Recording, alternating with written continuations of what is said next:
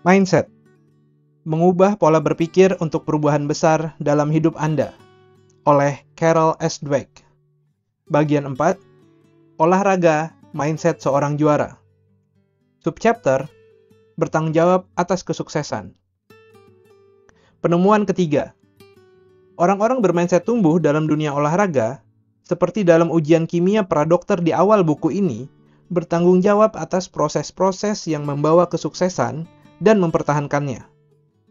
Bagaimana bisa keterampilan Michael Jordan tidak tampak menurun seiring dengan bertambahnya usia? Tentu saja, dia kehilangan sebagian stamina dan ketangkasannya. Tapi, sebagai kompensasinya, dia bekerja lebih keras untuk membiasakan gerakan-gerakannya, seperti lemparan dengan lompatan memutar dan lompatan melambungnya yang termasyur. Dia masuk ke liga bola basket sebagai slam dunker dan dinobatkan sebagai pemain paling sempurna yang pernah menyemarakan permainan tersebut. Woods juga bertanggung jawab atas proses tersebut. Golf mirip dengan seorang kekasih yang pantang menyerah. Ketika Anda berpikir telah menaklukkannya, tentu saja dia akan meninggalkan Anda. Butch Harmon, seorang pelatih termasyur, mengatakan, pukulan golf hampir tidak berhubungan dengan disiplin olahraga. Pukulan paling handal hanya dapat diulang secara relatif. Pukulan tersebut tidak pernah berhenti berkembang. Oleh karena itu, bintang golf terhebat sekalipun hanya menang pada waktu tertentu, dan tidak mungkin menang dalam periode yang lama. Ini terjadi kepada Woods pada musim pertandingan 2003 dan 2004. Dan inilah sebabnya, bertanggung jawab atas proses menjadi demikian penting. Dengan pikiran semacam ini, ayah Tiger merasa yakin mengajarinya cara mengendalikan perhatian dan strategi permainannya. Tuan Woods membuat suara-suara gaduh atau melemparkan barang-barang ketika Tiger kecil akan memukul. Ini melatihnya agar tidak mudah terganggu. Apakah kita mengenal orang lain yang mendapat keuntungan dari latihan semacam ini?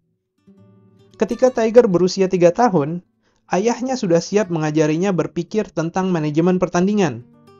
Setelah Tiger memukul bola ke balik serumpun pohon-pohon besar, Mr. Woods bertanya kepada anak itu tentang apa rencana berikutnya. Woods melanjutkan apa yang telah dimulai ayahnya dengan menguasai seluruh bagian permainan. Dia terus-menerus melakukan eksperimen yang berhasil maupun gagal. Dan dia juga selalu memiliki rencana jangka panjang. Aku tahu permainanku. Aku tahu apa yang ingin aku capai. Aku tahu caranya sampai ke sana. Seperti halnya Michael Jordan, Woods mengelola motivasinya. Dia melakukan hal ini dengan membuat latihannya menjadi sesuatu yang menyenangkan. Aku senang memperbaiki pukulan. Melakukannya dengan cara begini dan begitu, serta membuktikan pada diriku bahwa aku bisa melakukan pukulan tertentu sesuai perintah. Dan dia melakukan hal ini sambil memikirkan seorang pesaing yang berada di luar sana dan akan menantangnya. Dia berusia 12 tahun. Aku harus memberi diriku alasan agar mau bekerja sangat keras. Dia ada di luar sana, di suatu tempat. Dia berusia 12 tahun. Mark O'Meara, mitra bermain golf dan sahabatnya Woods, memiliki pilihan sendiri. Tidak mudah bermain di samping seseorang yang luar biasa seperti Woods. Inilah yang menjadi pilihan O'Meara. Dia bisa merasa iri dan minder dengan keunggulan permainan Woods, atau dia bisa belajar darinya. Dia memilih jalan yang terakhir. O'Meara adalah salah seorang di antara para pemain berbakat yang tampaknya tidak pernah memenuhi potensinya sendiri. Pilihannya untuk bertanggung jawab atas pertandingannya telah mengubahnya 180 derajat. Pada usia 21 tahun, Woods memenangi turnamen antar master. Malam itu, dia tidur sambil memeluk hadiahnya, sebuah jaket hijau yang termasyur. 1 tahun kemudian, dia memakaikan jaket tersebut pada Mark O'Meara. Dari McAndrew, kita nyaris tidak mendengar pembicaraan tentang pengendalian atau taking control. Ketika dia berada di puncak kejayaan, kita nyaris tidak mendengar pembicaraan tentang upaya memperbaiki permainannya agar tetap berada di puncak. Ketika dia bermain buruk, kita nyaris tidak mendengar tentang refleksi diri atau analisis, kecuali upaya mencari kambing hitam. Misalnya, ketika dia tidak berhasil meraih apa yang diharapkan pada pertandingan tahun 1982, kita mendengar bahwa hal-hal kecil terjadi hingga menjauhkan saya dari pertandingan tersebut selama berminggu-minggu, dan membuat saya tidak bisa mendominasi turnamen. Yang selalu disalahkan adalah kekuatan-kekuatan luar. Mengapa dia tidak berusaha bertanggung jawab dan belajar bagaimana tampil prima tanpa menyalahkan kekuatan-kekuatan itu? Ini bukan jalan yang ditempuh oleh mindset tetap.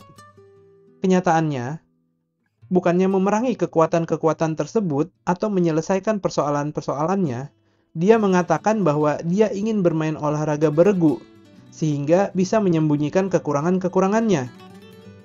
Jika tidak berada di puncak kejayaanmu, kamu dapat menyembunyikannya jauh lebih mudah dalam sebuah olahraga yang beregu.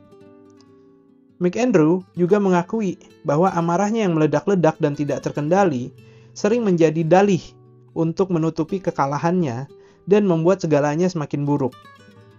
Jadi, apa yang telah dilakukannya? Tidak ada. Dia berharap ada orang lain yang bersedia melakukan hal ini untuknya. Ketika tidak dapat mengendalikan diri, kamu ingin orang lain melakukannya untukmu. Makanya aku sangat ingin menjadi bagian dari olahraga yang beregu. Orang-orang akan bekerja bersamaku, melatihku. Atau sistem itu membiarkanku semakin jauh terlepas. Aku benar-benar semakin tidak menyukainya. Dia sewot dengan sistem tersebut. Sadarlah John, ini hidupmu. Pernahkah kamu berpikir tentang tanggung jawab? Tidak, karena dalam mindset tetap, Anda tidak mengendalikan kemampuan dan motivasi. Anda mencari bakat untuk dijalani. Dan jika tidak berhasil, hal lain apa yang dapat Anda lakukan? Anda sama sekali tidak berkembang. Anda adalah sebuah produk yang sudah jadi, a finished product.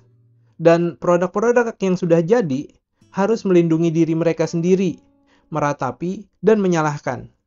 Segalanya dilakukan, kecuali menerima tanggung jawab. Bersambung ke subchapter, apa artinya menjadi seorang bintang?